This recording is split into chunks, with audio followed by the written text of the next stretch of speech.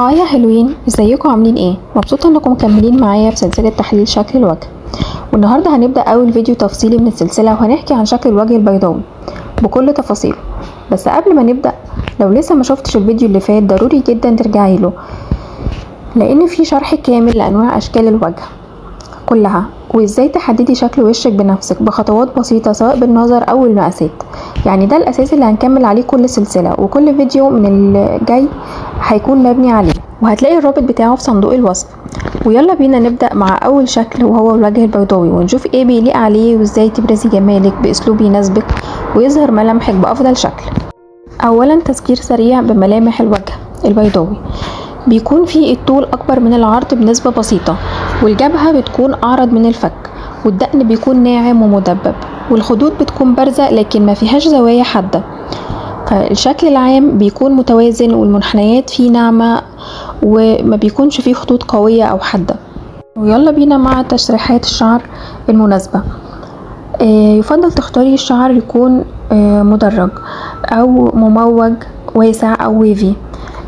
ممكن تعملي قصة او غرة جانبية وتكون ناعمة او خفيفة. وممكن كمان تختاري قصات البوب او الكيرلي او القصير، الطبقات اللي بينتهي عند الدقن او اعلى الكتف. وتجنبي التسريحات اللي بتسحب الشعر كله للخلف بدون حجم، او الشعر الطويل جدا المفروض من غير طبقات. وكمان الغرة التقيلة او المستقيمة، لانها بتدي طول للوش اكتر من اللازم. ممكن تستعملي الغرة الخفيفة لانها بتكون ناعمة وستايلي اكتر.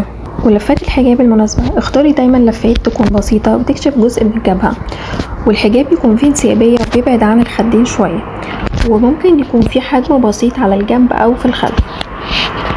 وتجنبي تماما اللفات اللي بتكون مضمومة جدا على الوجه، خصوصا لو من الجنب، واللفات اللي بيكون فيها طبقات كتير حوالين الوش لانها بتصغر الشكل وتطوله.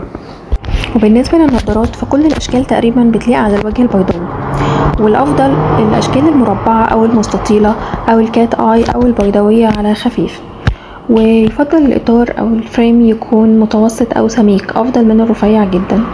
وتجنبي الاطارات اللي بتكون ضخمة جدا لانها بتغطي الملامح. وكمان لو الوش ملامحه ناعمة فابعدي عن الفريم الدائري.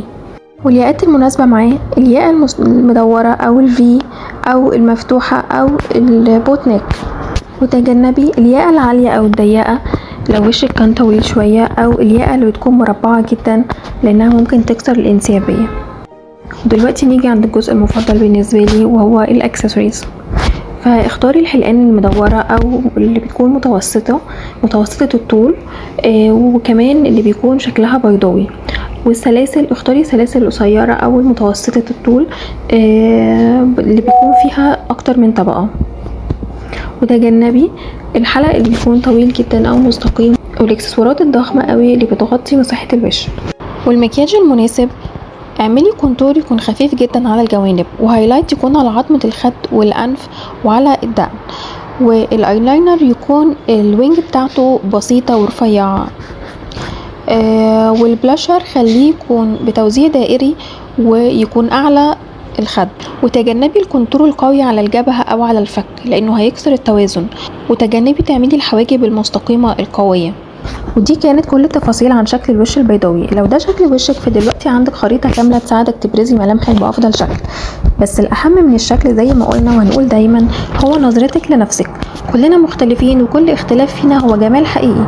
والستايل الصح مش بيغيرك، هو بيظهرك زي ما انتي بطريقتك الخاصة.